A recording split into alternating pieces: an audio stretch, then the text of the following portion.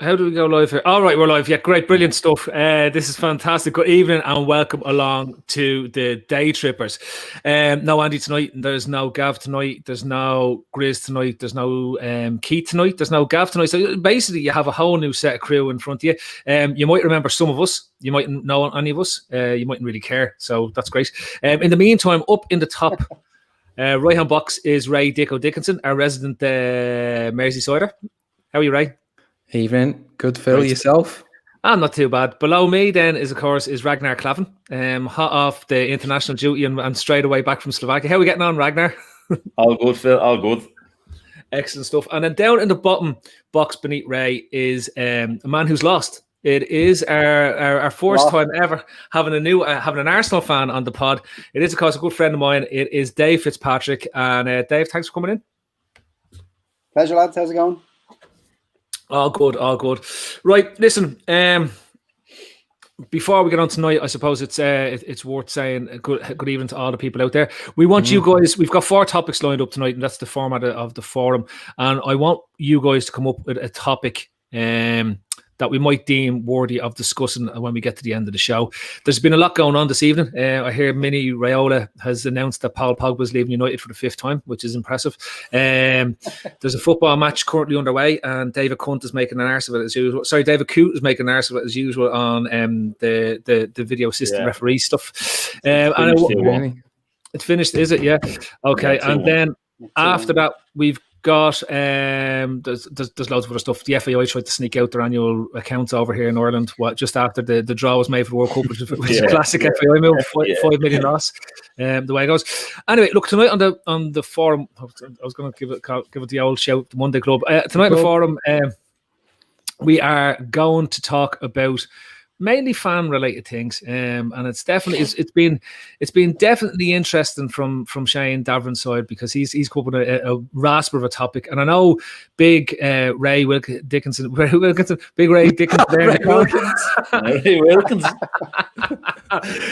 there in the corner is a season ticket holder in Anfield. Didn't get over to the game, wasn't lucky enough to be under 2,000 into the ground this week, so he has a nice little topic lined up about fans being back in the stadiums. I know, Dave, from your Arsenal point of view, you lads had a few fans back in the stadium for the Europa League match during the week as well. And I want to talk about the virus that is Harry Kane, or Kaneid 20 as they're going to be known as. And then lastly and not leastly, we're going to get into the relegation dogfight. And that's why we have Dave on the show, because he's definitely getting worried now about Arsenal's situation. It's a proud moment. In terms of what it's there. So I hope, as I said to you, all I want from the lads out there is come up with a decent topic, and we'll definitely pick it up and we will take it on and see what it is. Mash the likes buttons, mash the subscribe buttons, mash all those buttons that you can. I'm going to mash a few buttons here just to annoy Gav. So there's just one button there I mashed, and then I don't know how to get everyone back. There we go, there's everyone back. See, I know how to use the technology, it's great. There was a day when I used to know how to do all this. Okay, look, first topic up tonight. Do we have anyone sponsoring us, or is that just a Manscaped on the Fatback 4? That's just the Fatback 4. There's no specials or any discounts there. Dave, do you want to plug anything while we're here? No. Okay. And, Shane, have you anything to plug? No, just sharing the tweet that Gav sent, just to keeping his good books now here at the minute. That's all, Phil. Good. Excellent stuff. Right, now let's rock and roll onto our first topic. And the first topic tonight, of course, is what type of fan are you? And it's not just what type of fan are you. Are you Moany Bollocks on Twitter, and are you a normal person in real life? Are you a Moany Bollocks in real life and a Moany Bollocks on Twitter? Are you a fun fan in real life and not a fun fan on Twitter? That type of stuff. But Shane, talk us through your topic. What exactly is the thought process here that you want to go along with?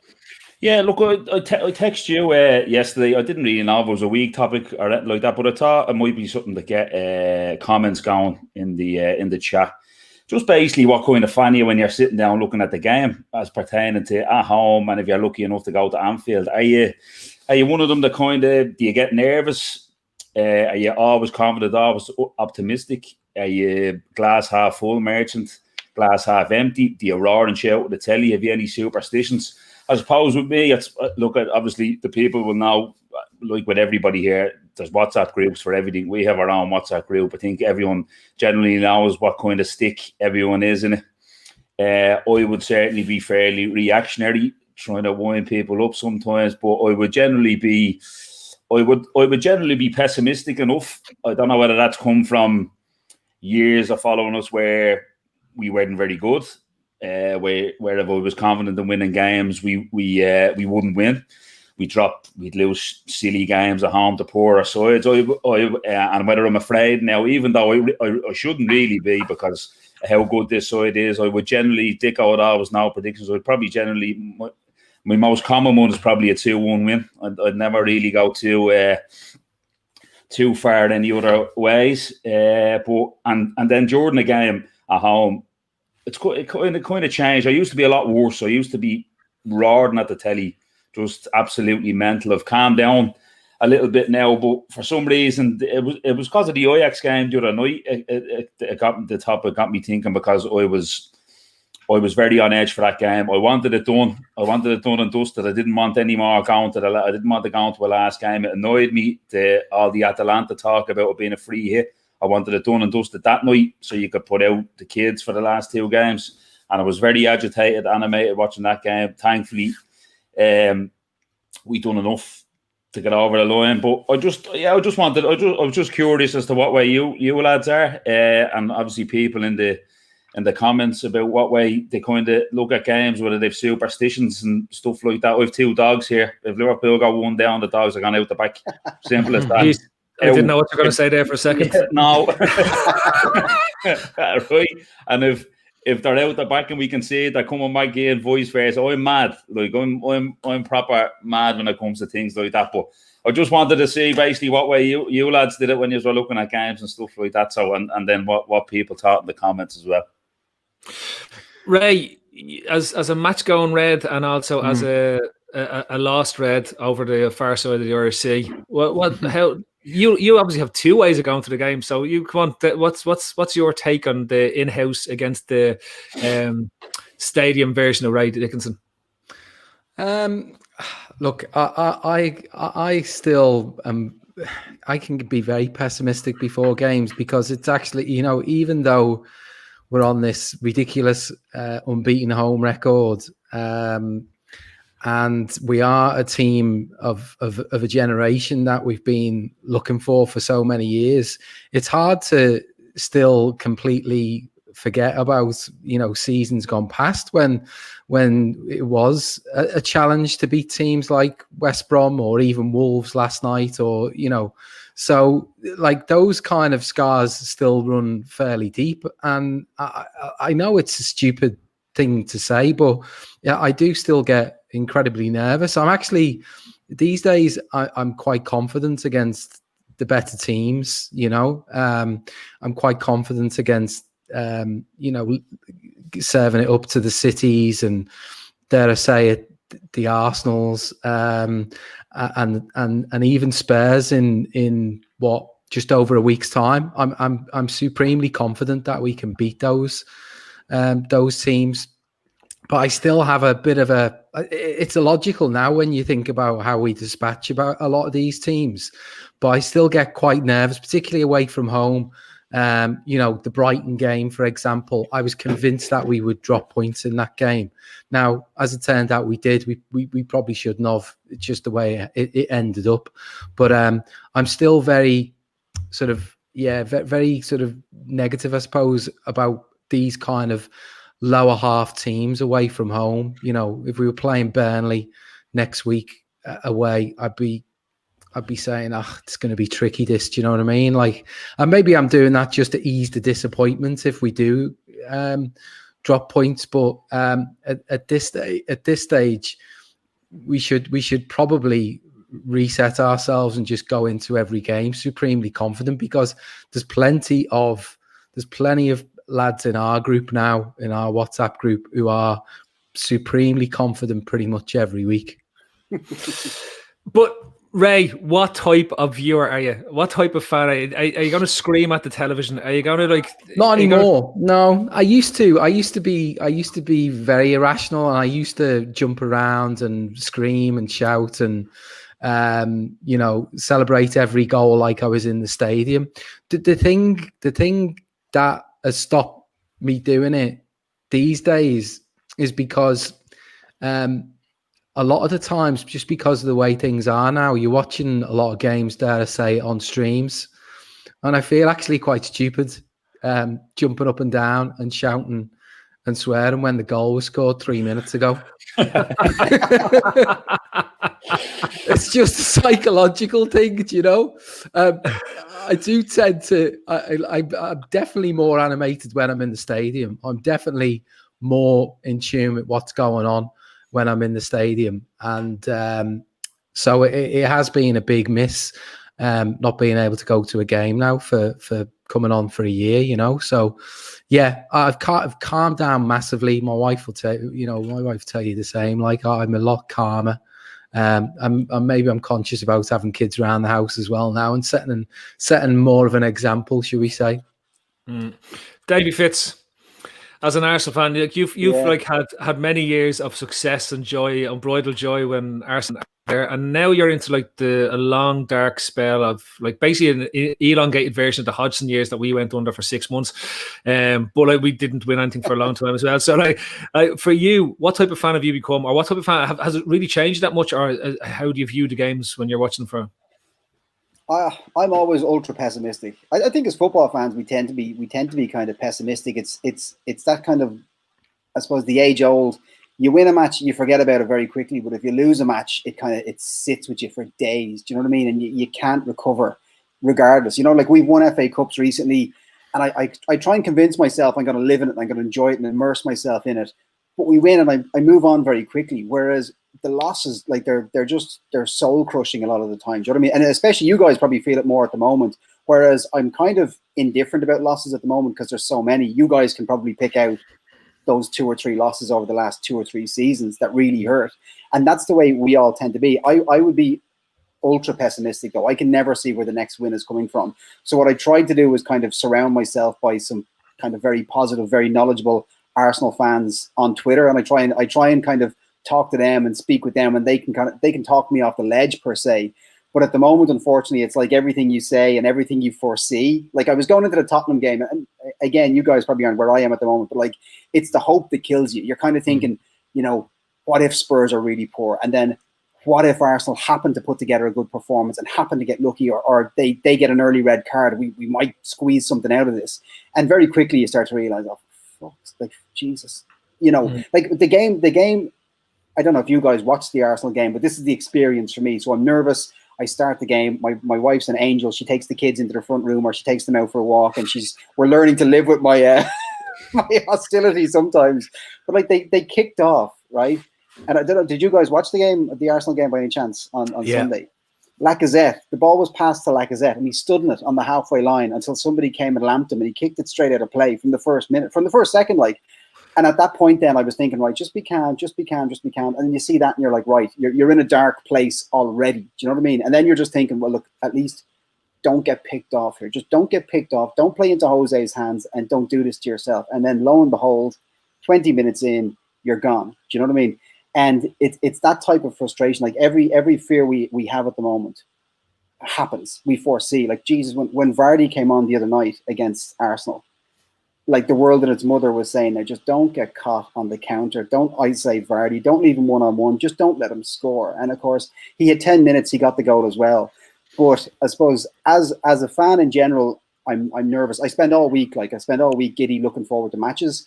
And then I tend to either put it on mute, go out the back garden for a quick walk around, popping my head in every now and then. So I find it very hard to immerse myself in the game. And even like we could be 3-0 up with 2 minutes to go, and I'd still be worried, I can't seem to shake it. And I suppose that's kind of what supporting Arsenal will do to you at the moment as well. You guys probably don't live with that sense of anxiety, or with a little bit more reassurance than I certainly do at the moment anyway. Yeah, I think the other thing as well, Phil, is probably affects all fans at the moment. You've got to second guess some of these goals with VAR as well, haven't you? Yeah. And that plays on your mind. I mean, I wasn't convinced. I thought them goals the other night, Ray, were probably one of the first ones where you could kind of tell in plain sight that they were fine. Yeah. Do you know what I mean? Like it wasn't like the Mane header against Brighton, and it was one of the first games I can kind of remember Liverpool getting a few goals where you kind of knew straight away they were okay. Yeah. I think fans will learn to temper it though. I think the match going fan as well will learn to kind of just hold their breath, and you may lose a sense of that, kind of the celebration. Who was it I saw the other week, and I was actually surprised. Was it Scotland? Was it the penalty shootout Scotland were in? Yeah, the goalkeeper. For the qualification. The keeper stopped. The keeper saved the penalty and just stood up. And I said to myself, I thought they'd won it. If he saved this, I thought he'd won it. And he'd stopped and waited for the okay from the ref, and then he celebrated. And I was like, geez, I hadn't seen that. So you can see they're kind of, the players are almost starting to condition themselves as well. And I suppose it's different in an empty stadium. The celebration is kind of, it's kind of falling away at the moment. You don't really, you're starting to see it come back as the fans come in, but you start to see goals go in and, players just kind of sauntering back, and you're wondering, is that half a sense of, well, is VAR giving this, or is it just because there's no fans there anymore? Like, for me, like I'll be honest with you, I've changed my whole viewing experience when it comes to football matches. Like I struggle to watch the game live anymore. I'm just, Shane, a bit of yours. It's not even about losing anymore. It's just not living up to the expectations I expect to see on the pitch, right? And what I struggle with is not enjoying a game. No matter how good we're playing, no matter what we're doing, I really struggle to enjoy the game, because I'm always waiting for the mistake or the error that's just going to ruin the 90 minutes that you've been sitting there in front of you, or the 50 minutes or the 40 minutes or whatever it is. You're just waiting for an inevitable mistake. It's like the Brighton one. Like, you're sitting there for like 93 odd minutes and you've got decisions going against you, you've had goals disallowed, and you're just waiting for it. Like, it's just the inevitable sort of crescendo of a wave of shit about to slash against the floor, and you're just there going, I don't need to see this, I don't want to do this. So enough I've done, suddenly I've changed it around, and it sort of came out. I had to miss, I think it was one of the games last year. I was going to a cousin's wedding, and when it turned out that I just couldn't see the game, so I didn't watch it.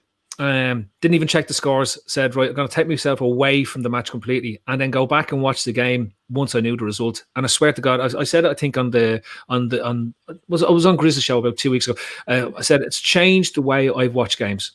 To know the result and sit there and watch a match removes an awful lot of the anger that you can find yourself in the middle of a game, right? It removes, you can still, you know if a goal is going to be disallowed because of VAR, right? So you strip that VAR layer away from it as well, right? You know when it's a genuine goal, and you get that, and you still get that buzz because you haven't seen it. So you see the goal. It's like when Genie cracks up with that goal into the top corner at the weekend. It's like, I didn't have to worry about VAR. I knew that was a goal, and it's like I can then celebrate and let the elation out and the whole lot that goes. But I think there's something in it, right? I think VAR has changed the viewing experience, and I'm not you all know I'm not an anti-VAR when it comes to this. I think it's actually got great possibilities. I think the technology is right. I think it's the right way to go with it. But for me, I find it easier to remove the emotions from watching a game, and that sort of is anti-football in a way, because when I go to the game, you want to be caught up in the emotions, you want to feel the passion, you don't want to know what the result is going to be. The idea of being in a stadium with 60,000 fans means that you can, for that small piece of expectation, influence the result just by good support, bad support, and different support to what's going on. Funnily enough, Phil, that you mentioned that about going to the game, I actually find when I've been lucky enough to get over maybe twice a season for the last while or whatever, through some very nice people like Ray, and I find when I'm in the ground, I'm nowhere near as nervous as when I'm sitting at home. Maybe it's because it's the build up that I only get there 2 or 3 times a year, and you want to make the most of it and stuff like that. And being at home watching the game is the most general place that you will watch a game, because that's just geographically where we are. I often find that I'm absolutely nowhere near as nervous when I'm in Anfield watching the game. So I don't have a reason for that. I'm just surmising maybe. Like, I'll be similar to Ray. I've calmed down an awful lot. I explained why the Ajax game had me agitated, but just on the VAR thing, the last 2 probably big goals, the United game at home that we won last year when there was fans in the crowd, I was in the pub for that, and we got a couple of disallowed goals and that, and I was off the chair along with the pub, wrecking the place. Now the VAR pulled them goals back in that, and you just sat back down, but I didn't find it took away anything. Obviously, you would have wanted the goals to stand and win the game a lot more comfortably, and similar to the Merseyside derby this year, watching it here with my brother and godson, and we're up wrecking the place again. Right, the goal gets taken away, but it didn't kind of make me stop, should I say, in the in the bigger games with more on them, it didn't make me stop and think, is that going to be disallowed? Maybe in other games where, like the Wolves game there or the Brighton game, you might think, because the games are just kind of plodding along, doesn't seem as much on them, you might hesitate to celebrate. But just for me anyway, with the bigger the game, it hasn't stopped me fucking going bananas anyway. The one you just mentioned it there, Davo, the one place that really gets me nervous every year is when we go to Old Trafford, because I hate playing them, and I hate that whole. It's just something about going to Old Trafford that gets my nerves going massively. And I remember, down the years where we've been, I suppose, in a similar place to where Arsenal find themselves now. When we've been kind of struggling, trying to scratch out results, trying to get some kind of win that maybe gives us a catalyst for the rest of the season or gives us an extra push or whatever, remembering those seasons where we've gone there and we've won 4-1, or the seasons where we've lost 4-0, like those games for me stick out massively. Going to Old Trafford, that's the place that, and then we probably all have one team. Every fan probably has one team which gets them more nervous than most, and that's the game of the season for me when we go to Old Trafford. But this is what I'm sort of like, for me, and that's where I just struggle to find the same emotion and passion about a match away from the stadium. So nothing comes close to it. I'll be straight with you. Yeah. Nothing comes close to being in the stadium while the game is going on. You can't match the sense of tension, because even when you watch it on a television screen, there's a delay of like 1 or 2 seconds in terms of what you're watching. When you're in the ground, it's happening. You don't have somebody commentating the match at you. You're just sitting there watching the game. Well, apart from if you're sitting near raised seats, you've got your man who's always screaming and commentating in front of you. Yeah. What's going on, right? So, right, you do have him, but you don't have the same sort of setup you have with the television when you're sitting at home watching the game, right? So there's no replays, there's no nothing. You're living in the moment, constantly in the game. Whereas when you're watching the game, be it in the pub or be it at home, there's constant replays, there's constant analysis. They're going back and forward. The VAR, they're showing the replay while it's all going on, all that type of stuff, and it totally changes the way you watch it. So that to me is why. That to me, and that's where I've struggled. And that's where I started when I took a step back and I started watching the games in sort of replay. It was the only way that I was sort of removing myself, because if I'm watching the game, being totally honest with you, the type of fan I am, I just get really angry. Even if I'm doing really well, I just get really angry, get really wound up. If the referee gives a decision against us, I'm screaming at the television at the referee. If we score a ridiculous goal, I'm shouting and screaming my head off in terms of what's there. They're like, I've frightened the kids, I've frightened next door neighbours, everything in terms of the roaring and shouting that's going on. So it was probably just for the safety of the whole neighbourhood that I stopped watching the games, to be totally honest with you. I just watched the replay now because I can be a normal human being. But that's about it. But actually, that leads us in. Yeah, the other thing, Phil, just quickly, the thing about being in the stadium, I think as well, there's no distractions. You submerge yourself in the game. Like modern day, it doesn't matter. Now everyone has different circumstances. I have to deal sometimes with young kids. It's a big distraction. A lot of us do. We're of that age where there's kids knocking around the house, and it's difficult to just focus and concentrate on the game. But the other thing is, I know we're all guilty of it. Like your phone is buzzing every 2 seconds, and you can't. Sometimes you just get drawn into either WhatsApp conversations or something else. When you're in the stadium, for me now, you are completely in the zone of watching the match. And it's hard to rival that. Even if you're in a pub watching it with mates, you find yourself having conversations about other stuff, and you're missing 5 or 10 minutes at a time. Do you know what I mean? And the big thing about that is you're constantly surrounded by agendas when you're plugged in like that. So you're like, and I've said to my wife many a time, I should just put my phone in a lockbox for the game, because I go on Twitter. I can go on Twitter. I can be watching a match thinking we're doing all right here, like we're doing okay, it's fine. And then I'll get onto Twitter and someone will go, well, we've been fucking shite for 20 minutes, and Bellerin, and I'm all of a sudden get off the phone going, he's right, we have been shite. And I don't know why I've changed my opinion. And then the commentator will often have their own spin on games as well. Like I'm convinced sometimes they've decided on the man of the match before the game, And even again, sorry, I'm using Arsenal games as an example, but like they were singing Arsenal's praises yesterday on the commentary. They were saying Arsenal dominated possession and they've been exceptional in the second half. And I'm thinking, because Tottenham have let us, like they've just given us the ball and said, there you go, boys, knock that about for an hour and good luck with yourselves. Yeah, and Jamie Carragher's going, they were excellent. And then he went on to Monday Night Football tonight. He was like, I lost my mind with Arsenal last night. I thought they were an absolute disgrace. And I was thinking, but they were complimenting them. So you're watching the game, but you kind of fail. You don't get the opportunity to form your own opinion of what you're seeing because you've so many kind of streams coming in. And then you've got the lads on the WhatsApps. And most of my mates are Liverpool fans. So they're coming in on the WhatsApp, having a laugh and a joke about the game. And I'm all serious, trying to have a joke with them on the WhatsApp, going ha ha ha ha, yeah. But in reality, like I'm fuming, do you know what I mean? Like I'm going, and Man U fans are all happy on the WhatsApp because of their game against, But it's funny, you don't get to, you so rarely between kids coming in and out of the room, been plugged into Twitter, WhatsApp, Facebook, you don't get to actually form your own opinion of the game. And actually, when you watch analysis later on, or when you watch something and somebody goes, watch this clip, you're thinking, I don't remember seeing that in the game. I saw none of that. Do you know what I mean? And I suppose it really does become a choice in terms of how you choose to watch matches. And I think it's something that has to become a very conscious decision, or else you do just end up getting sucked in, getting frustrated, getting annoyed. And like it can turn you into such a nasty piece of work sometimes, when you're watching. Like it's amazing what football. I'm very easygoing. I don't like, nothing annoys me. You know what I mean? I'm not easily wound up around. I'm fairly placid. And then I'm watching football and I'm like a fucking lunatic sometimes. I mean, my wife has to come in and go, Dave, seriously, there's kids inside. Can you just calm down?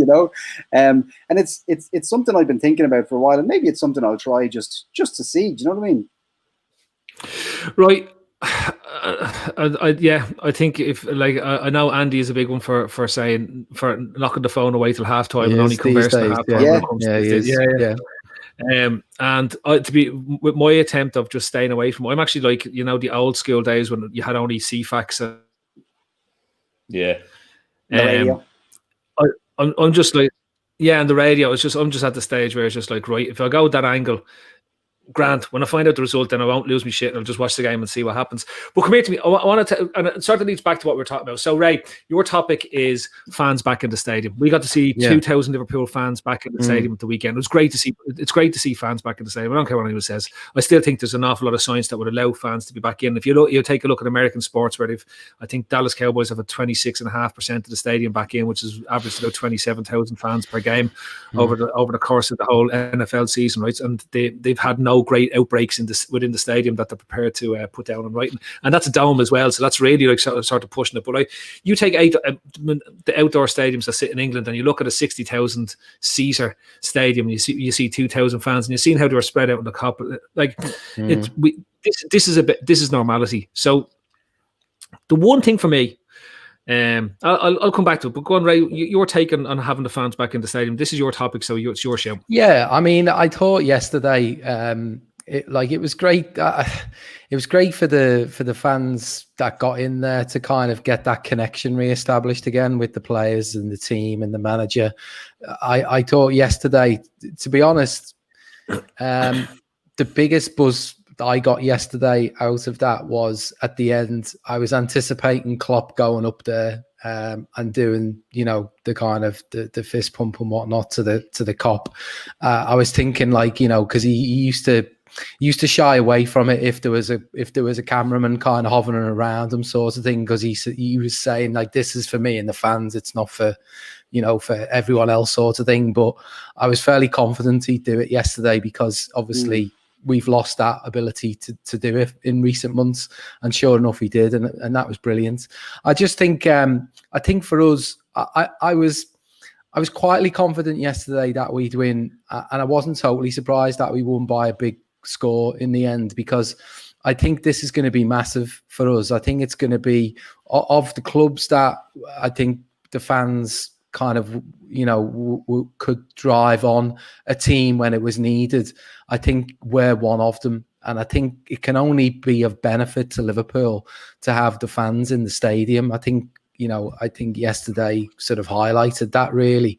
But I also think it's interesting now that there is essentially an unlevel playing field out there, because obviously there's parts of the country that are on tier 3, and therefore they can't have any fans in the stadium. So obviously the Manchester clubs we see in West Brom couldn't have any fans in the stadium. and I presume there's going to be like Newcastle. There's going to be a few other teams. So it actually raises the interest and prospect of a bit more potential cry-arson really from certain clubs that they're being placed at a disadvantage over the next few weeks if the tier 3 restrictions remain, or other teams get hit with the tier 3 restrictions. And I think there's an element of truth to that, but I think it's important for us that, you know, whilst we've got fans in the stadium, that we take advantage of it, because I think it's a huge deal for us, and obviously for other. I think the funniest part of this weekend, I don't know if anyone watched the Chelsea game, but their fans were very cute. They got on the back of one particular player for who were they? Sorry, who were they playing? I forgot who they were playing. Leeds. Yeah, they got on the back of a lad who was making his debut. Was it Loriente? Another one of the Lorientes. And basically, I don't know, he did something that pissed them off, and they started doing this kind of like high, this high, woo, woo, every time he got the ball, and it was so distracting for the fella. Funny. And it was relentless. And it was even got, I think Tyler was commentating, Tyler and Alan Smith, and it even got them. Even got to them. They were laughing when he got the ball, and he eventually got a yellow card as well. So it just proved that you know, the fans can still have an impact here if they play. You know, if they're quite cute about it. We didn't obviously need to descend into that, but I think, you know, if we've got, you know, United at Anfield, or, you know, another team, maybe even Spurs, you know, maybe the crowd can get on Harry Kane's back or whatever in a week or so's time. Like, I think the crowd can definitely still have some kind of influence, even though there's only 2,000 fans there. It's going to be really interesting how it develops. Right, I want to take that, Ray, and Dave, I want to go to you, because this is interesting, and this has always interested me, right? Because for me, I think United have profited out of the fact that they haven't had fans there, because they had quite a toxic atmosphere up until the shutdown happens with COVID-19. They were really getting on the back of the players, they were getting on the back of Solskjaer, and since then, they've had the best run of points of all the teams in the Premier League, right? I do know that the Emirates had been, like, when at the end of Emery's reign, and with the likes of AFTV and all that type of shit that's going on at the moment, when things are toughies, there has been mad toxic atmospheres in the Emirates. Now, from your point of view, do you think that this is going to benefit or not benefit Arteta in his current situation with Arsenal? Now, I haven't expressed an opinion on Arteta. I think he has been overhyped for what he's done. I think he's got a fear about it playing attacking football, which is strange, because his best stuff was at the back end of last season when he played with no fear and let the team off the leash an awful lot in terms of what's there. And I think for whatever reason, he seems to have put the reins or shackles on his own views about how the game should be played. But from your point of view, with the fans being allowed back into the Emirates, do you think this is going to help or hinder Arsenal across the course of the season? We'll talk about the relegation in a minute, but like, just from...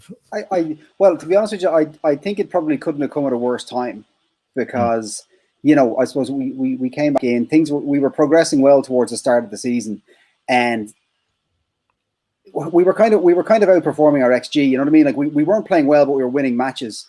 And we've just descended into this run right now, whereby the fear was Arteta was inexperienced. Arteta had placed a lot of Arteta. I think in his inexperience, he's trying to bring through experience on the pitch. You know what I mean? And kind of have that bit of on pitch coaching. So he brought in the likes of Willian, David Luiz is there, Aubameyang, Lacazette. He's trying to keep Xhaka, all these guys on the pitch. But I think what's been lost in all this is that a lot of these guys are very close to Ozil, and Ozil is still on the training ground on a day-to-day basis. And like, guys, I don't know if you lads have all played football or not, right?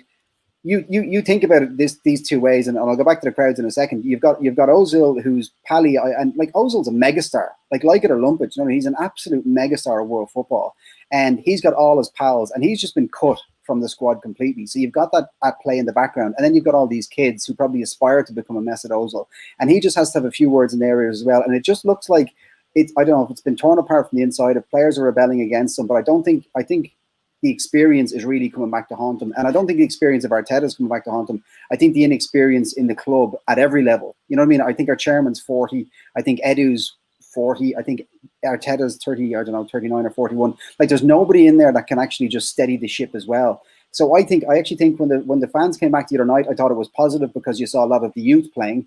But then I think when we go and play Burnley on Sunday, I think if it starts to go badly, I think you're going to see this just career off the edge. I really don't think, like, Arsenal fans, like, I say this kind of loosely, right? Liverpool have fans, they've genuine fans, and I think the most important thing you can do as a club is keep the fans in the stadium, whatever you need to do. And if I was a football club owner, genuinely, I'd give away the tickets for free, and I'd get the right people into the right parts of the stadium. And that's 10, 15 points a season on that alone, right?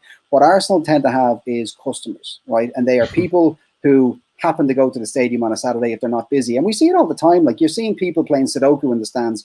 You're seeing people, you know, with a line of 6 kids beside them in the stands. That's not, like, people are there. It's a tourist trap. If you go to London, you go to an Arsenal game. Do you know what I mean? And you could be sitting beside anybody. But I think people are going into ballots now. They've been and don't forget, these guys have been asked to pay the highest price tickets in Europe to go and watch this drivel. You know what I mean? Like, so I do think you're entitled. Like, I think it's seen as bad support when you boo the team, don't support the team, so on and so forth.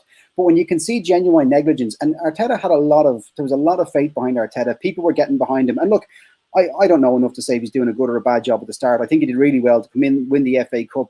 But it seems to me that, like, everything, and like, again, we get this a lot, you know what I mean? Football fans are treated like they're stupid. And they're not stupid. Like, football's a relatively simple game, you know, and they'll talk to you about you don't understand where they're running, what they're doing, where they're going, but your eyes don't lie to you. You know what I mean? And Arteta was playing genuinely. It wasn't beautiful football, but it was effective football with 3 at the back. He had Aubameyang coming off the left. He had Lacazette playing through the centre, and he was winning matches against big teams. You know what I mean?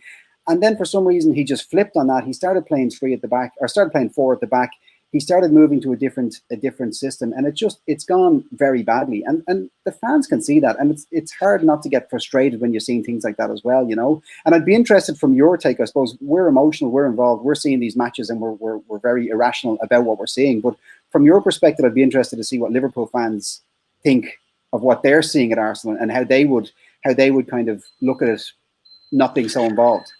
Dave, you mentioned, though, to get the right fans in the stadium, right? Is there not an argument, though, to put the whole AFTV crowd into the stadium so they can't broadcast during the match? It's just embarrassing, isn't it? Like, it's off the charts now, isn't it? It was actually, do you know what? When them, you know, go back a few years, and I thought it was a really good.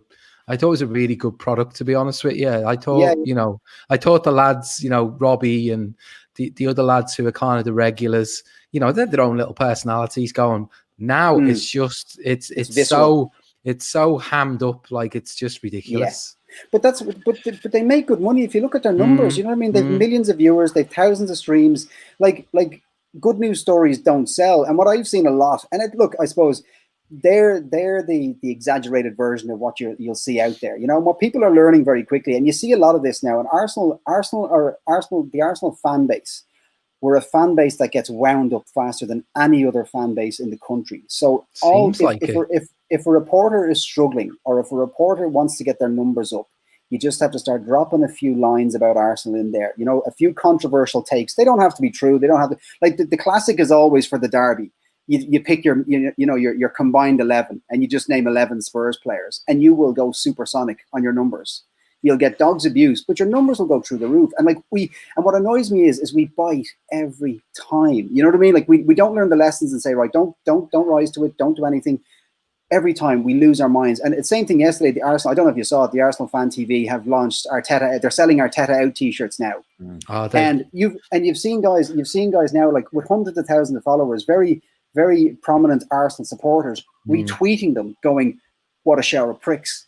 But a guy with 500,000 followers has just retweeted them. Do you know what I mean? And I'm not being funny. Like, you've got you have to be careful here, but there's a certain type of fan that follows this. They don't live locally. They don't live in the country, but they bite on this stuff. And if you actually go on their website, you should see, like, they've got they sell these packages whereby you can come to Emirates, you can meet these guys, they'll bring you to a betting shop, they'll put on a bet with you, they'll escort you to the stadium, and they'll charge you 300 quid. Like, it's madness what's going on. But the sad thing is there's a market problem, Dave, isn't it?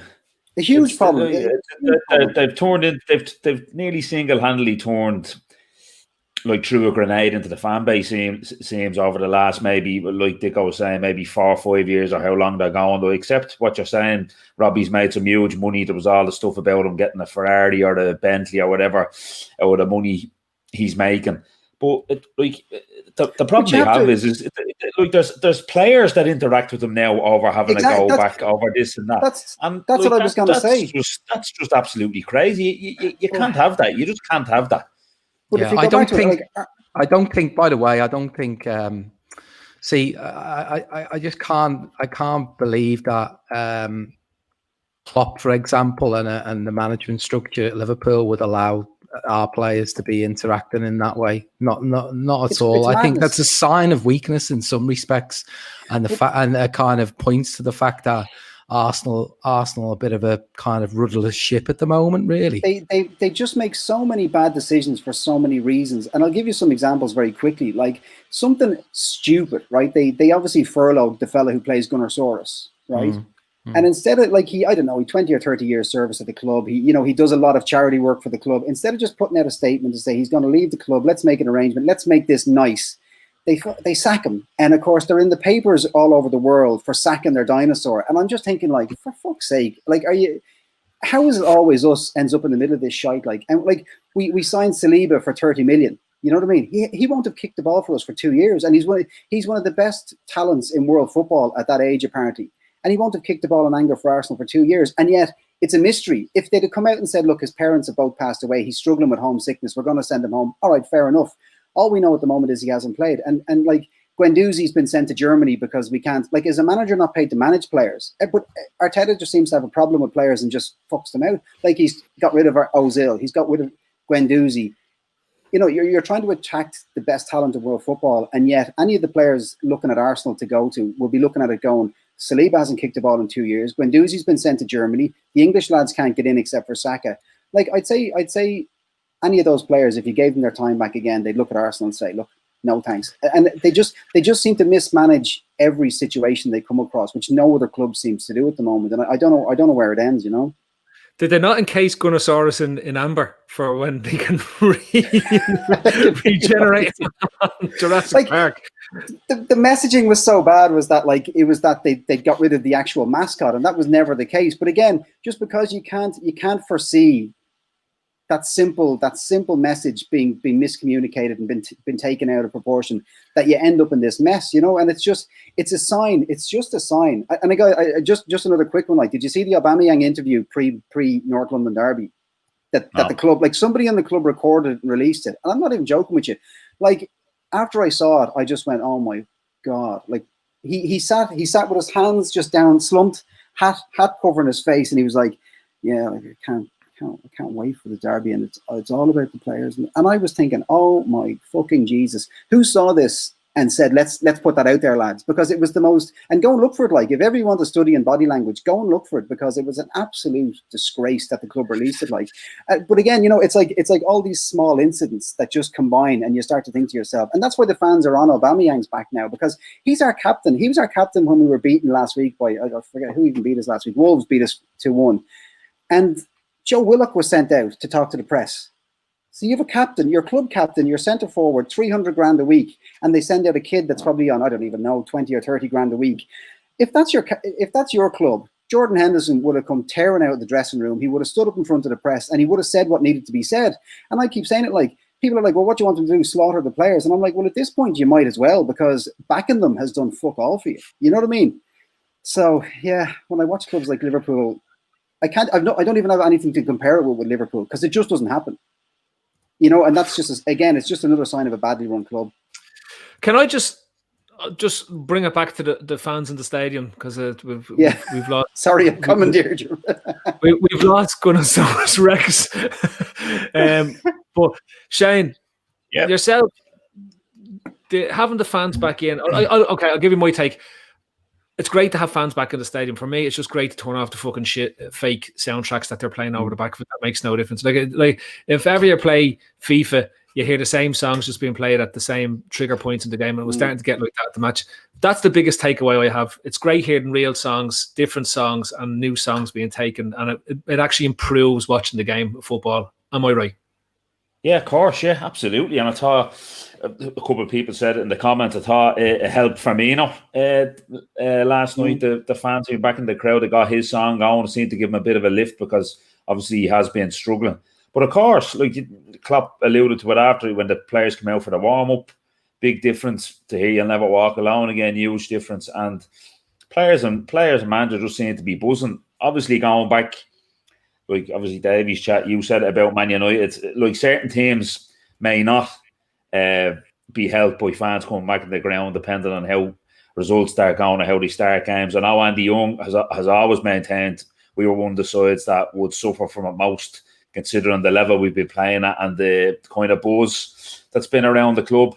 So yeah, listen, the sooner the better, because like you said, that fake noise show, it's actually much better listening to it without any noise. Like that Atalanta game was actually on RTE here, and they'd no crowd noise. And they hear the players talking and Henderson talking to them. I'm talking about the away game where we won handy. To hear the players talking to one another and talking to was far more entertaining than listening to FIFA music for the 90 minutes. It genuinely, it's so refreshing. I remember when we watched the night that we were in the Camden watching the Liverpool play Chelsea, the night that we won the league, right? Yeah. And they didn't put a soundtrack on that night. You could just hear whatever it was, the 25 people or whatever that was in the stand, plus the stewards and whoever was there. And even that, with 50 people or 80 people in it, when the goals were scored, there was a natural. I know there was no song, but there was a natural cheer that goes on. You could feel, and you could hear that audible in. Take a breath when something's about to happen or something happens on the pitch, like a tackle or a foul or something like that, or people get a few handbags that goes on in terms of the pitch itself. And it's like, that sort of drawing a breath in by people to go that's the audible sound that you hear in the ping. It's a very subtle one. It's not something you get in a computer game, and it's not something you get in these computerized soundtracks. And I think that fundamentally changes the way you view matches. And actually, Dave, I want to go into your topic on this, because I think the fans back in stadiums will have a significant impact on what goes on for the second half of this season. So take a look at Sheffield United, who can't buy a goal at the moment, yet their fan base were electric when they came up last year. So the biggest factor that's been missing out of the Sheffield United team, outside the teams probably figuring out a bit their style of play, is they've no fans in there. They don't have that raucous home support. It's a small crowd, but it's a tight ground that really drive that team on and get those players to achieve more than they should do with the points that's in that team and in the squad and the players that are available to them. The same can be said for the likes of Burnley, the likes of Crystal Palace. Those are the teams that are going to benefit by getting the fans back. And even Aston Villa, like, they had a good run at this when themselves and Everton were playing for the 4-game league title this year. Like they to their discredit don't have the fans to keep them on, and they could very quickly find themselves in trouble. So I know, David, you were sort of saying with a bit of a tongue in cheek about our Arsenal actual relegation candidates, right? But I want to take this and just have a look at the league table that's there. How much do you think the impact of having fans in the ground or not is going to play into how both the Champions League /European places go and the relegation /survival places go? Because there's going to be a lot of the interest is going to be based around those two parts of the table.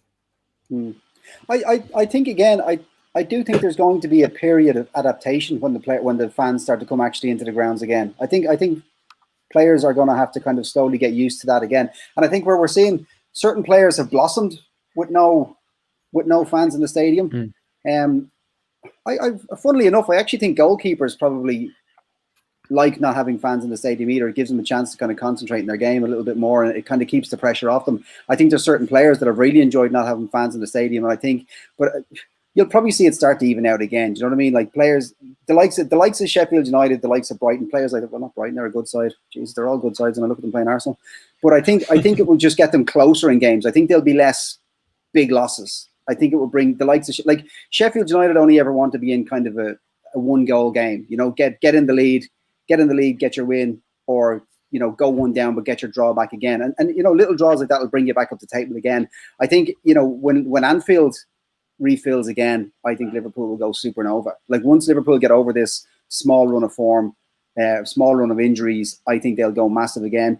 Man City, I'm not sure the stadiums is prevalent for them either. You know what I mean? I'm not sure. No. I'm not sure City are to their credit, they've done well it wouldn't have been as big a loss for them, I suppose, is what I'm trying to say. You know what I mean? Like it worked out well for United because they were in such bad form. So I'm not sure they were too sad seeing the stadium empty. Man City, I don't think it was ever going to be a massive loss for them. Liverpool, it was like cutting your heart out. You know what I mean? Like that's the Anfield thing. You know what I mean? Like the fans are literally an 11th, 12th, and 13th man, and that was 95% of teams that went to Anfield when it was full of when it was full of fans were beaten before they'd even walked out, and like you said as well, I think the likes of that, now's a proper fan base will go back into stadiums and will lift the players, regardless of form, regardless of what's gone before. Like every player, every fan has been through, so much in the last, 10 months or whatever else.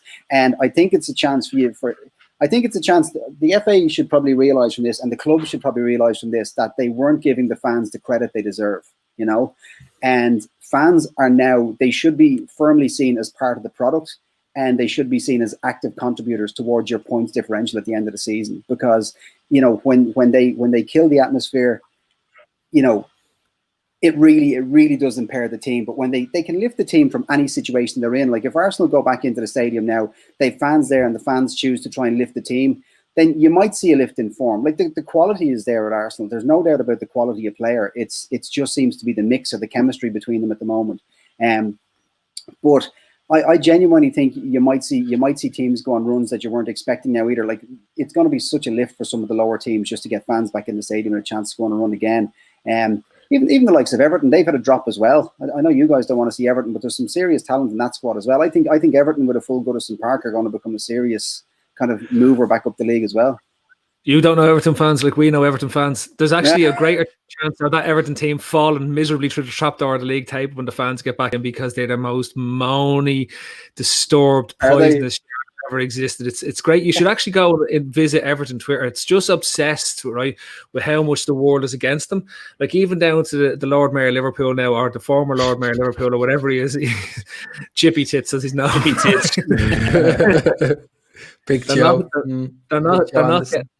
They're not getting their underwater stadium now at this stage, right? So like I can't wait to get the Everton fans back into the ground, because that's only going one way, and Carlo is going. I don't know. They could go either way, really. I think they've obviously got, there's some kind of reasons to be a bit optimistic if you're them. Like they get to see James now, I guess, which I'm sure they'll be excited about. Calvert-Lewin is a proper player now. They get to see a completely different player than who they would have been seeing previously with Calvert-Lewin. And they've got a few other little additions as well. Right. There's a reason why Calvert-Lewin's a different player than he was before. It's because there's no fans in the stadium. Just wait till those fans get back in necessarily. They're absolutely. I think there's a few different like there's a lot of clubs that would be kind of on a knife edge with the fans. The likes of West Ham, Everton. Do you know what I mean? Dead two spring to mind. That like if it goes well, the first 10, 20 minutes, get a goal up, everything is rosy. And if it's not, like Everton, for instance, started like a house on fire, won their first 7 fixtures or whatever it was in all competitions, and they haven't won since. Now, if there's fans in Goodison Jordan this run, it's bedlam. They're like Ray no more, but as Phil said, you can get down rabbit hole. That's Derby. If we'd have, I know it was feisty enough, but if we would have gone there and it'd have been a full house, my God, it would have been an unbelievable atmosphere. Unbelievable. So there's a lot of knife edge teams, and like Arsenal could be another one as well if things aren't going well. We're the king of knife edge, I'd say. 100%. So it'll all depend on how. I think it'll all depend on how them teams actually start the games. So Shane, and this is where I'm going on this, because of the fans being back in, right? You look at the points differential that exists at the bottom of the table, right? And you basically have Arsenal are 7 points off the bottom 3, okay? And then you've got Leeds, who are 8 points, and Newcastle, who are 8 points, and Villa are 9 points off the bottom 3. That's what we're talking about here. In reality, there's 5 teams. There's like, I don't know how Sheffield United come back. They have 1 point all season. I think it's.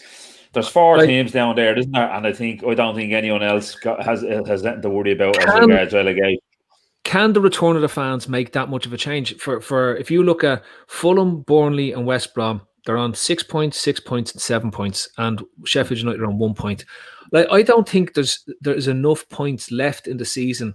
and I know we're only 10 games in or whatever, right? For that bottom 5 to not be the bottom 5 come the end of the season, whatever order there's going to be, like there's probably enough scope for Sheffield United to put a run together to catch West Brom and Burnley if the fans get back in, right? But they're not going to catch a Brighton who are already 9 points ahead of them. They're not going to catch. No. They're not going to go near Arsenal, Dave. I know. Like you probably will, but they'd have to get 12 points to catch up with you lads. But when you take it down to the realistic tack, that's 4 wins.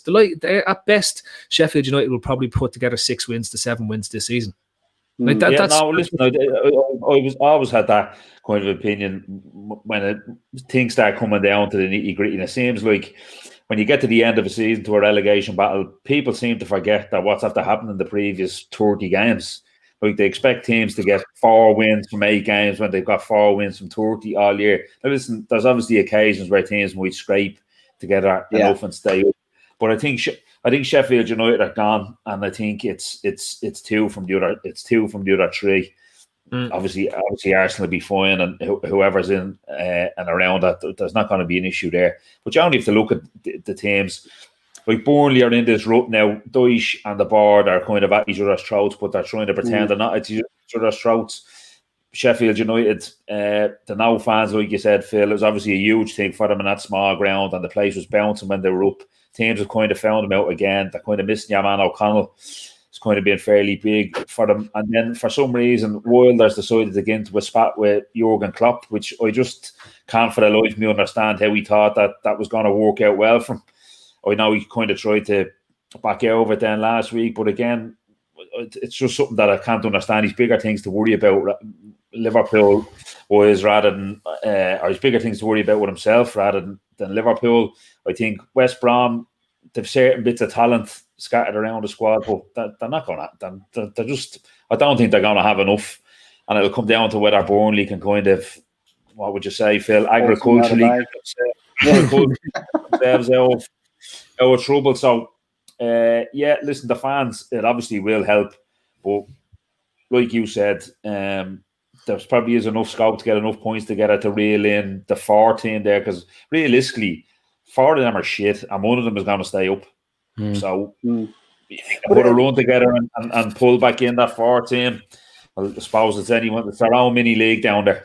It's great news. It's great news for Leeds, though, isn't it? Like if you look at Leeds, and I know they got beat against Chelsea at the weekend, but like they are so far ahead of what you would consider a relegation team at the moment. I actually fans would be great for them, Ray. Just sorry for cutting across. Your fans should be great for them back at the round. Yeah, it should be. Yeah, they will be 100% behind them, and even if they're in such a good place now that even if they have a negative result, the fans won't turn on them. Do you know what I mean? They could lose a home game against, I don't know, they could lose a home game against Burnley and the fans would forgive them for it because they have been a breath of fresh air. And I think that they would be knowledgeable enough to realise that they're probably going to be easily a mid-table side. And I think right now you could argue that they're in a much better position than Arsenal are. You know what I mean? Like it'd be a fair thing to say.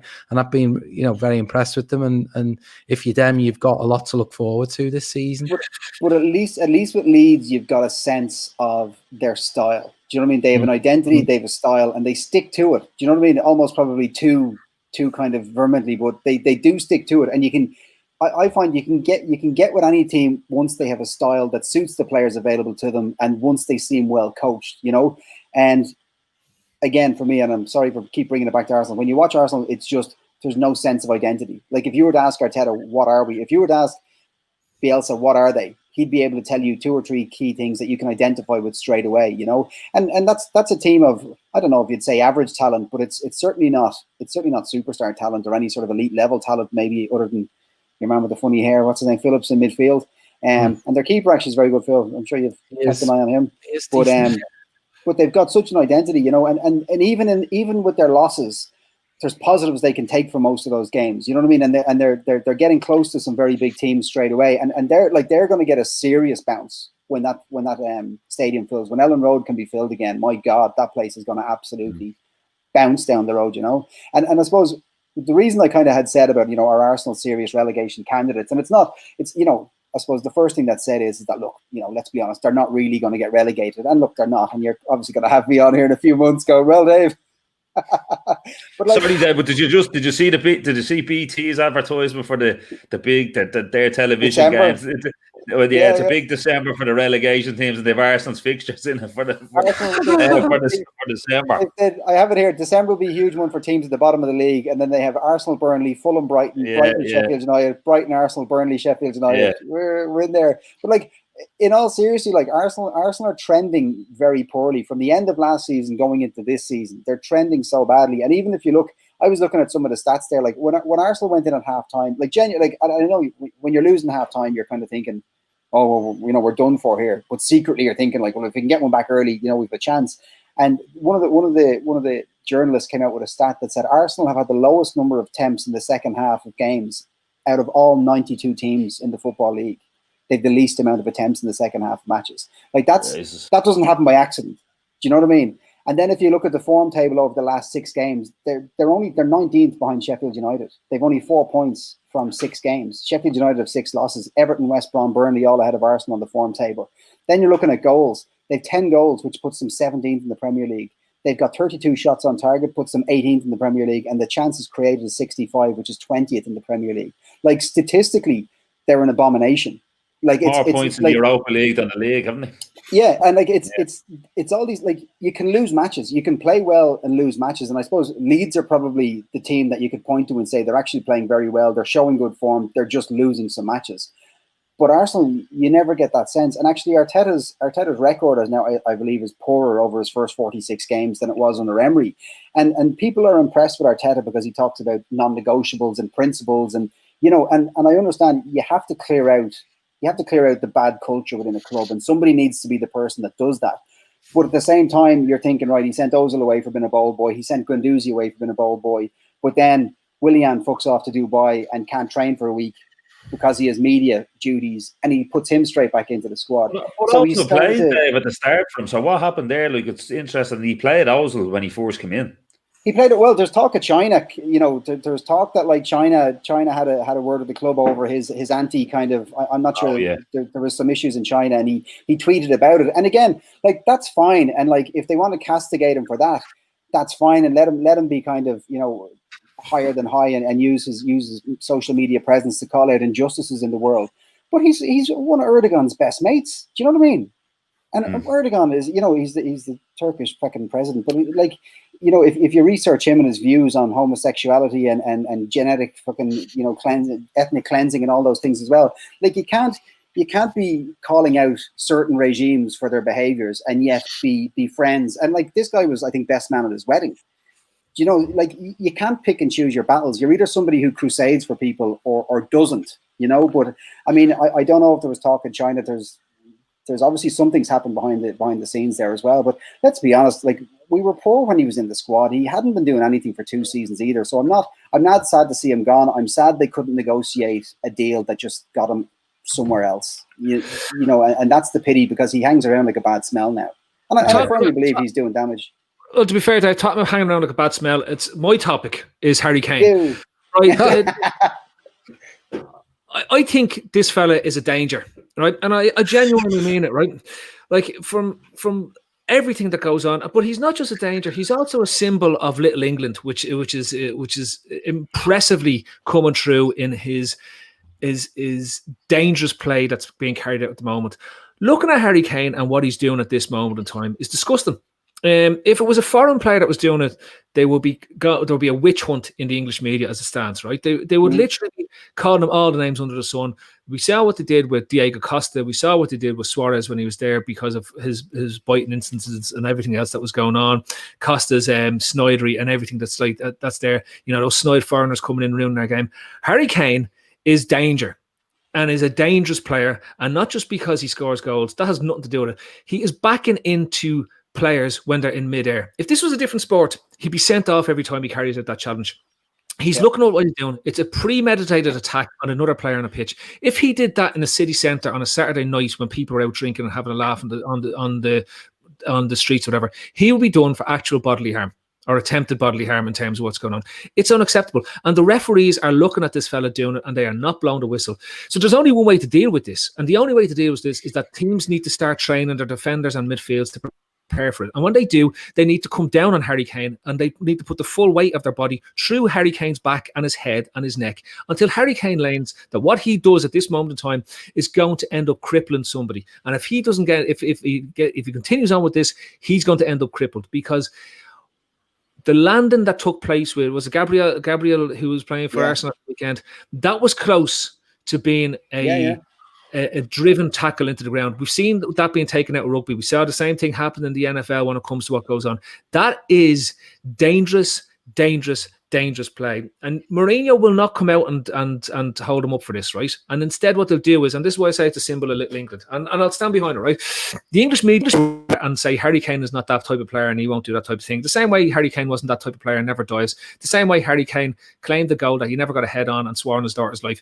This is what the English media will do, because he's the captain of England and he's the symbol of the English football team.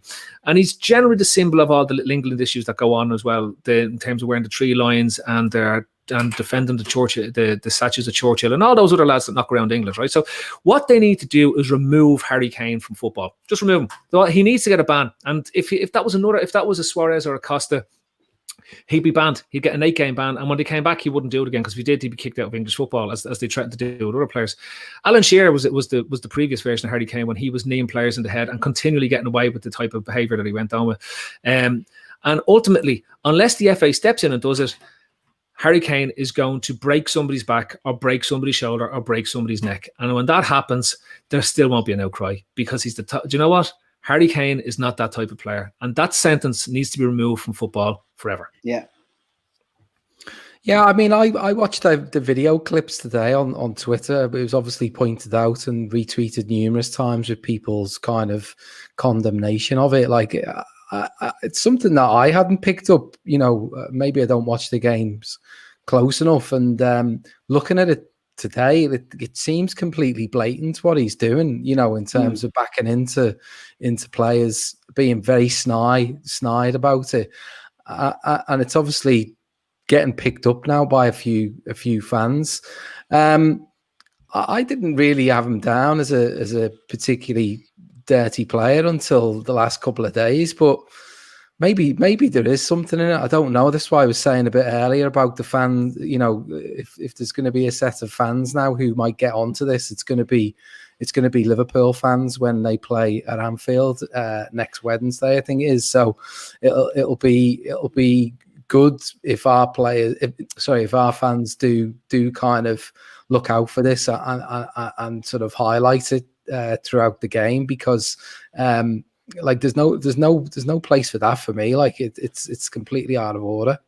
But if you watch Kane, he's a snide fucker, because the way he backs in is he always seems to end up in a mess on the floor as well. So in reality, it looks like two people have come together and he's as bad as your man. When in reality, he's in a very safe space. He knows exactly when he's taking you out, and then you fall onto him. He got a penalty. Who did he get a penalty against for the same act? It was a Brighton. Yeah. And that shows the real kind of mark of a man. Do you know what I mean? He doesn't even back in and kind of and show himself for what he is. He exits at the last minute, and he knows his exit's coming because it's fucking landing from 6 foot above him. But like if you watch those videos, they're actually quite hard to watch, because when you're watching somebody come from that height, like it's on a razor blade as to whether they're going to fall directly onto their neck or fall away at the sideline. There's a government company lamps them on the way down. I think it was last season. Company was the only one who kind of saw it coming and slapped the back of the head off. But I think as players become more aware of it, they'll learn the kind of dark arts against them as well. But it's despicable behaviour. Like. Shane, we've all played, when we played ball, we played with lads who are great at the dark arts in terms of what it is. But my favourite was the defensive players who were aware of this type of behaviour and could deliver something a lot more dangerous than Harry Kane was trying to deliver himself. Look, Phil, it's like we both played in goal. We were always trained. You come out and you lift that knee up. So if your man comes in, he goes straight into your knee and he won't come in again. Now, centre back scope. Look, the thing about it is he's getting fouls for it. Right, so if you're a defender and you see him back in the end, and you have to go and challenge for the ball, you be be shot by your own manager if you're waiting for it to come down. You have to go and challenge for the ball. Now, if you're going up and in that split second you can say to yourself, I'm going to go up here, he's probably going to back into me and jump down, get a free kick anyway. Well, then put the knee into the spine. Or go up with your knee into him with the spine. You're trying to win the header and the knee is there. Now, look, I'm just saying to you, like, people will say, well, you can't be saying that, or you can't condone that or anything like that. What he's doing is premeditated to try and win a free kick. Now, he will probably turn around and say, I'm not trying to hurt somebody. Well, that's neither here nor there. If someone is up in the air, you're on the ground, you're backing into him, knocking his leg sideways when he's up in the air, that's dangerous play. Right? So if someone is going to go up, I'm going to go up and try and win a header, and I'm going to use my knees for leverage, and it's going to go into your back. And see, does he keep doing it? Like Dave said, Company was the only one to see it coming, and he left something on him. I wonder, did he try it again in the same game of Company? He probably didn't. It mightn't have happened again, but if he might have thought twice about it if it was. But it's just a general thing. You mentioned trying to claim the goal or claiming the goal, and lo and behold, the FA gave it to him because he swore on his daughter. Like, but he goes down for penalties that if there are other players, like we see it with Mo Salah more often than not. Look, there has been games where he's gone down easily, but he's the target. Even yesterday in the penalty that Cody was given and rescinded, according to a couple of lads, were saying Richard Keys and Andy Gray, that we don't condone not going down without contact, but Liverpool have got an awful lot of soft penalties over the last 18 months. Now, what the fuck has that got to do with the Cody incident? That's basically just pushing a certain narrative in the way, and basically we all know who it's aimed at. It's aimed at Mo Salah. There's people like there was the West Ham penalty earlier on the season. Your man boots him in the foot. He comes through the back of him. He's protecting the ball. Boots him in the foot. It's a penalty. I argued. I know Ray in our WhatsApp group was maybe half of the lads thought it was a penalty against Brighton. The one that got given, I thought Robertson swung his foot at it. A full swing. I can understand totally why it's given. Other lads didn't, but it's the same thing. He got kicked. He went down. There was nothing about Welbeck being a diver or anything like that. Every team does it. Yeah. So I just think with Kane, like you said, it's gone back to the Alan Shearer days. He volleyed Neil Lennon in the face. I think he might have got sent off that day, but he might have got a 1-game ban rather than a 5-game ban. Captain of England, able to put the arm around referees and stuff like that. But in this day and age, I think one thing that will go against them in this day and age, like what Ray flagged up against, certain fan bases are clocked onto it now. It's been on social media. Will that change referees' perceptions? And I'll tell you one thing, maybe. You'd be amazed, and again, you'd be amazed that once you draw attention to something, the refs see it. The refs, without, there's been a thing over the last few weeks about Bellerin and foul throws, and he's getting pulled up every week for it. And don't tell me for a sec, they showed Tottenham, you probably again. Reguilon done one, didn't he? Reguilon showed the Tottenham player lifting the right leg right off. But they become aware of it subliminally or not, and they start to see these things. And there's a few, like I always say, the big issue with the referees is always that, you know, they're school teachers essentially, and they like to fucking dictate. But the big problem is they know the rules, they don't know the game, so they don't understand certain types of contact. You know what I mean? They'll never understand that Kane foul. And the other big one for me, that's you know, and I hate these ones. I don't give a if two lads want to burst into each other and two of them come out half dead, brilliant. You know what I mean? Like, fair play. But these ones that are their minimum impact and their maximum damage, and they're the ones that they need to eradicate. And they never do anything. The other big one for me is this little snide shove into the boards, you know, at the back of the ground. And you've seen some players get seriously injured for that. And again, it's that kind of thing where you can check out at the last minute, you can give them the bump, you can put them into it, but like you can dislocate a shoulder, you can knock them out. But nobody ever seems to kind of pull them up on it. And it's the same thing with Kane. It just, there seems to be certain things that are just allowed, you know. And I say the same thing about defenders, you know, letting the ball right out of play. They'd be swinging centre forwards around the bleeding stadiums, but it seems to be okay as long as the ball goes out of play. But again, if that happened anywhere else in the pitch, it's a free kick immediately. But they just don't seem to want to address certain issues. The way to get Kane is you have to make it look like you're not trying to foul him. So as you come down on top of him, you have to land with your knees. You have to make it look like when the contact lands, as he puts himself underneath you, you come down with your knees. You don't look to land on your back or whatever. You have to come down with your knees and drive them into the back, right? And normally when players land on somebody, you try to take the weight off. With this way, you put the weight through him. He won't do it again. And if more players do it to him, he'll either end up injured or he'll just stop doing what he's doing, because he'll end up being the one that's in pain. And at this moment in time, all he's trying to do is remove players from a football pitch. And it's something that you're not meant to do in the game. I don't care what anyone says. Even that is not the idea of the game anymore. Maybe in the 80s when you used to kick players off the pitch and do that type of stuff. But he's not even picking on the best players on the team. He's literally going around just trying to take out whatever player is nearest to him. And that's the worst part of the type of stuff he's doing. But again, he's never questioned. And it's also taken off that he isn't being as prolific as he has been at one stage, because it's someone who's driving Tottenham on at this moment in time in terms of the goals and the stuff that's keeping them up close to the top of the league.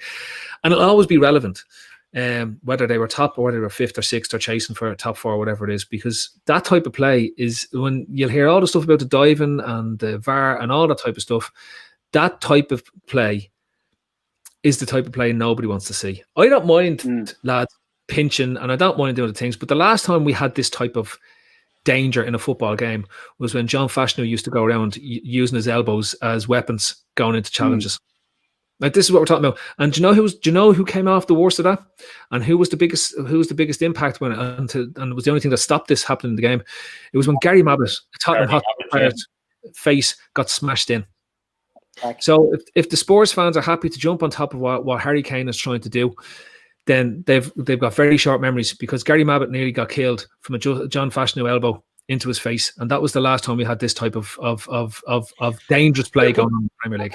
But the thing about it is, Phil, you could take a certain amount of it. Well, I certainly could take a certain amount of it if it was given the same coverage across the board, no matter who the player is. But the fact that it's certain, it's picked, like Salah is a cheat, Kane's intelligent. You know what I mean? It's great. I'll tell you, Salah. Yeah, it's how they sell it. Great play from Sterling. Mane went down a bit easy there. You know what I mean? And that's just me, obviously, alluding back to Liverpool players. I'm sure Dave can with Arsenal players, etc. It's just like, and you will see Gary Lineker getting into kind of semi spats with people going, "Oh, well, you're biased because it's Liverpool. We're unbiased."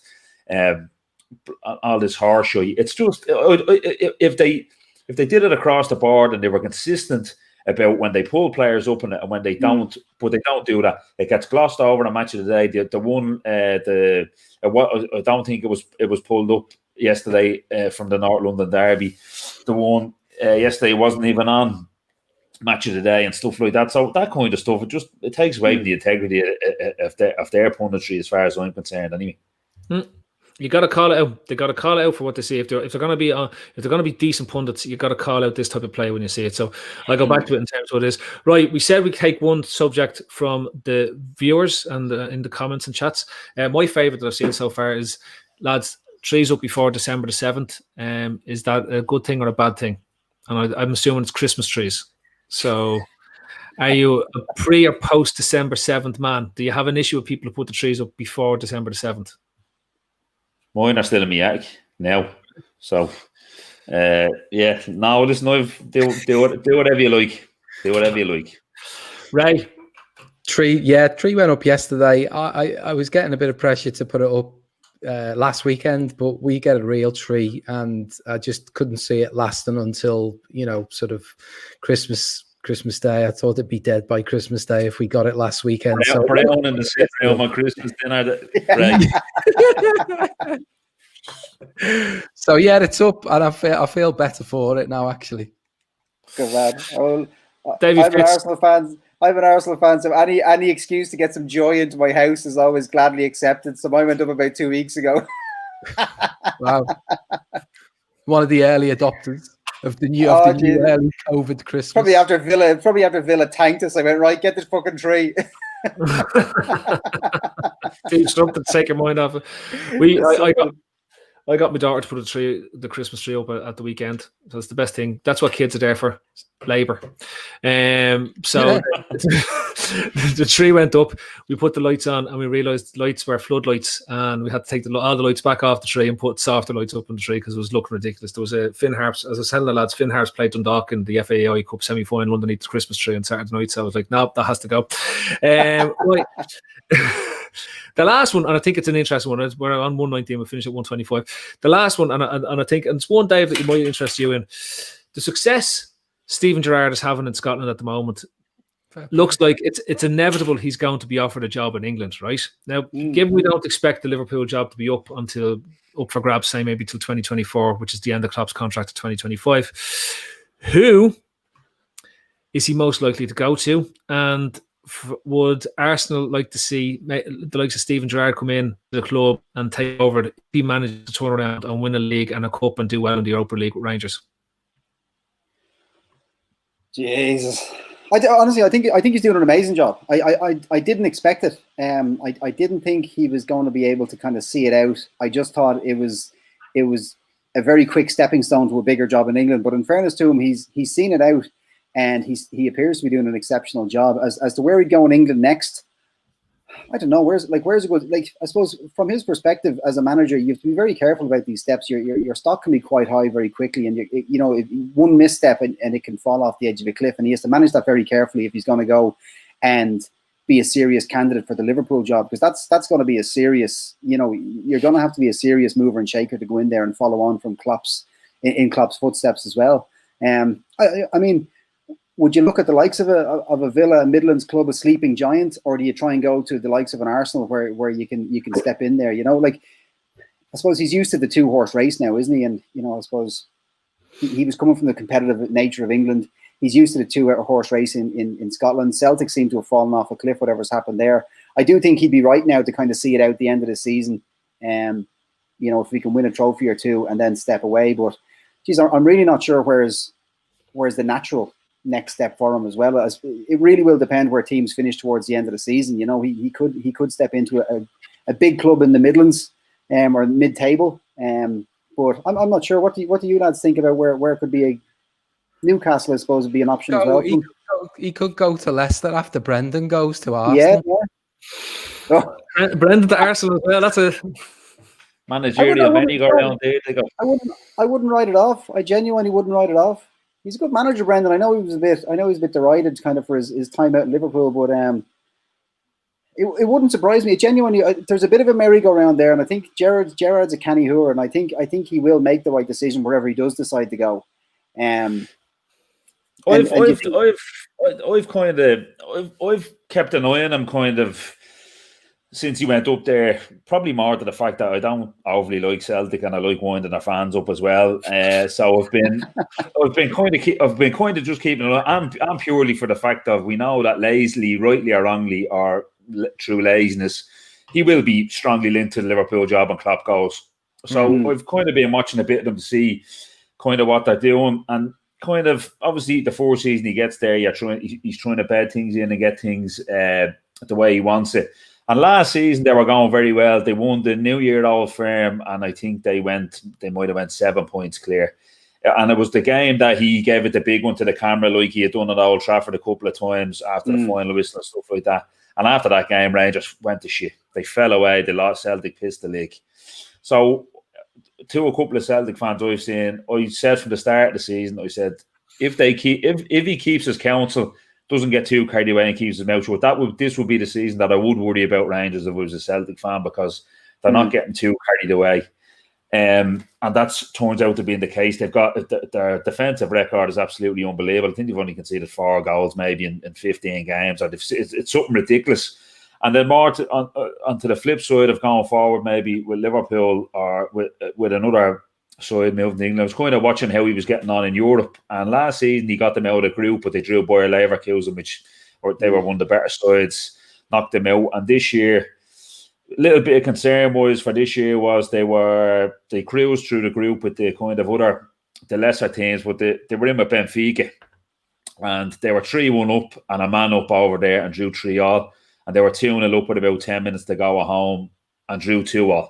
So kind of a little bit of thing, kind of learning curve there, maybe required in Europe to see games out.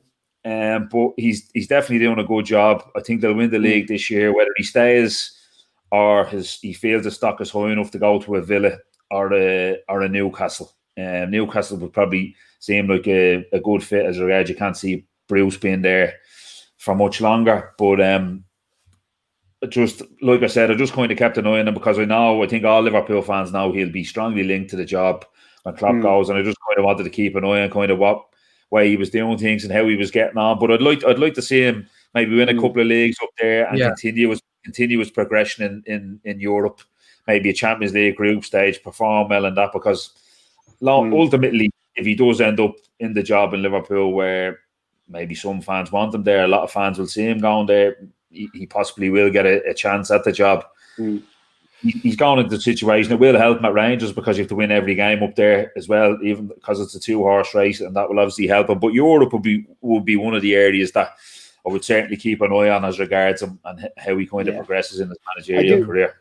I do think it's a trap you can fall into, though, and that's any club, is kind of rushing yourself into bringing back a former legend, and I suppose, you've Ole, you've Lampard, you've Arteta, you've obviously Rooney coming back, you've Gerrard, and if one of them becomes a hit, you'll have done well, and it's whatever club took the right gamble. But I think it's a trap you can fall into, and to a certain degree you can ruin your own legacy by coming back and being a bit of a shambles as a manager. So I always would think that, clubs make these massive appointments from a very emotional space, and I just think, like Liverpool, like any club, should just make sure, is he the best candidate at the right time for this job, or are we giving it to him because he's Steven Gerrard? Because the train can come off the tracks quite quickly as well. You're obviously on the crest of a wave, Liverpool, and you tend to make sound decisions. So I'd be interested to see what they do next.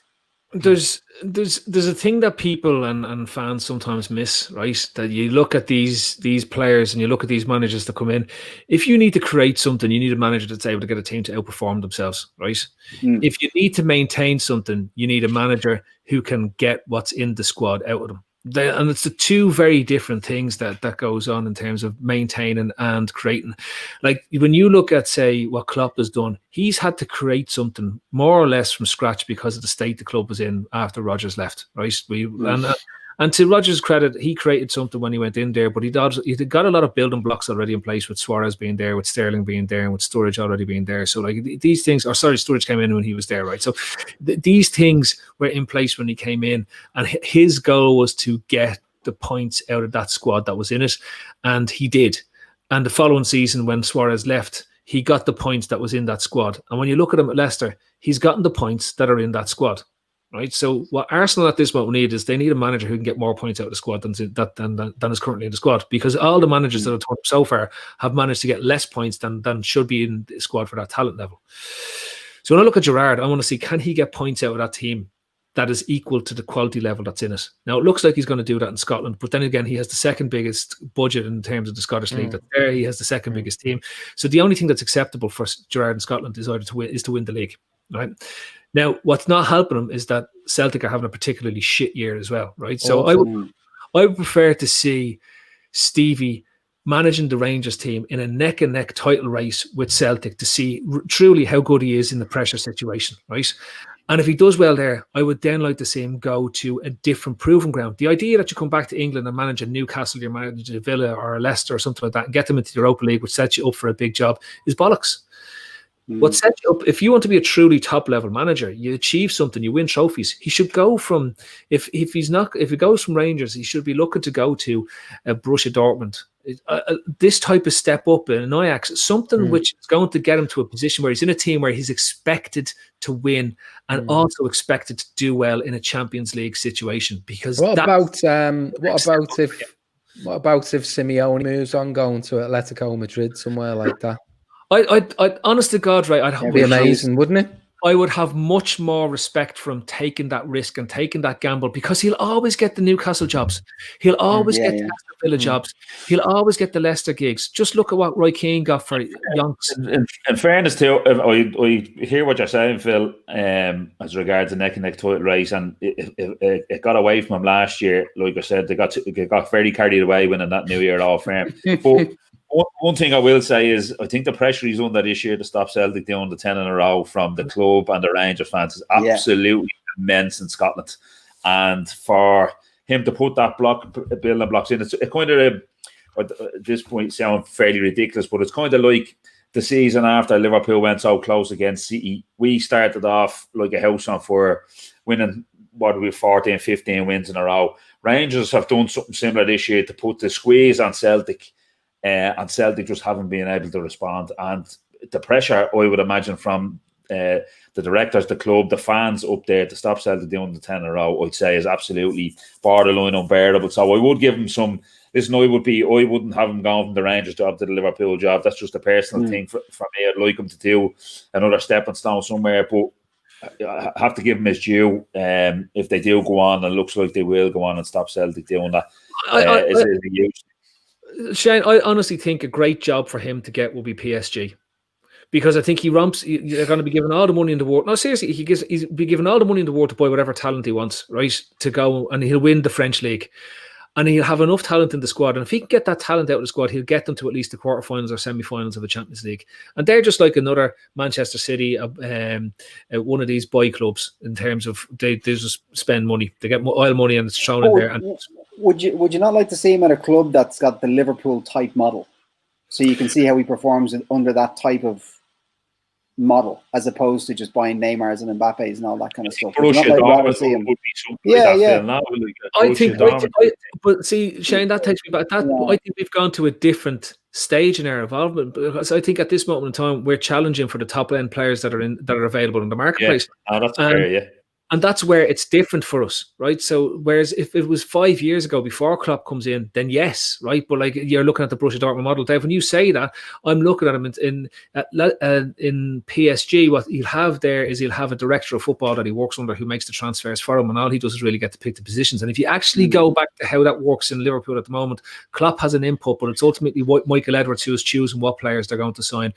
It's this much vaunted committee, but it's not. It's a director of football with a scouting network that sits there and a system that seems to work at this moment in time with a manager who's bought into that system. So I want to see Gerrard, if he's ever going to manage Liverpool, to be in that type of system where he isn't defining who he wants to sign, he isn't defining who the players are, and he's part of the modern European top-end structures, which involves a director of football, a scouting system, and the manager has an input, but he doesn't necessarily pick the players as such. He'd be all right in Dortmund. I was looking the other day at Dortmund, right? And their front four that finished their last one of the matches previous were born in Sunderland, Leeds, Manchester, and Birmingham. Was their front four, so he'd be all right there. He would have played against most of them when he was not played, but would have managed most against them when he was bringing Curtis Jones. He would have played against most of their dads. I know, probably. One of the things you could say about Gerrard is like he shouldn't rush into his next job. Do you know what I mean? Like he should be quite measured. Like, you know, whether he lasts, the next 3-4 years at Rangers, like he doesn't need the money. He doesn't really. Does he really? You know, I'm not necessarily sure he needs the. He doesn't strike me as having a big ego. Like he strikes me as someone who could potentially just bide his time and wait for the right opportunity to come along. I don't think he's gonna, snatch at something. I just can't see him going to Newcastle whilst Mike Ashley's there, for example. Like he's gonna look for the near perfect situation. That's fair enough. Right, lads, listen, thanks for the chat tonight. I want to thank all the people for sending in their comments and all that type of stuff. And I also want to thank all the listeners and viewers that are out there for getting us to 7,000 subs on YouTube. I know Gav is making a big push. He's putting in so much effort in the background in terms of getting these shows together, content, all that type of stuff that's going on. And like he's really driving the whole show and the setup together. So we got 7,000 subs on the YouTube. We want to get to 8,000, and when we get to 8,000, we definitely won't have a giveaway.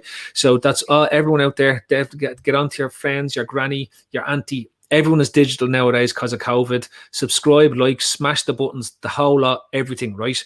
But big thanks from us all here on the Trippers for getting us there as it is, right?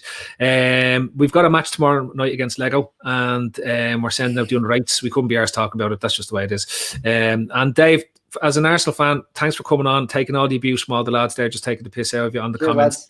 The Arsenal fans, right? We get you back on when we're doing the Premier. Gav does some type of football-y, folksy show on a Friday evening to do with the general football war that's out there. Big Shane Davoren, well done for getting on there and telling us everything that's going on in Eastern Europe. And then, of course, Ray Dickinson, all the way up there on the top of the screen. It's beautiful having you on. Thanks again. It is, again, a wonder to have you all in. Thanks. Good night. God bless. Get your nana to sign up. That's the end. And remember, don't look back. You're not going that way.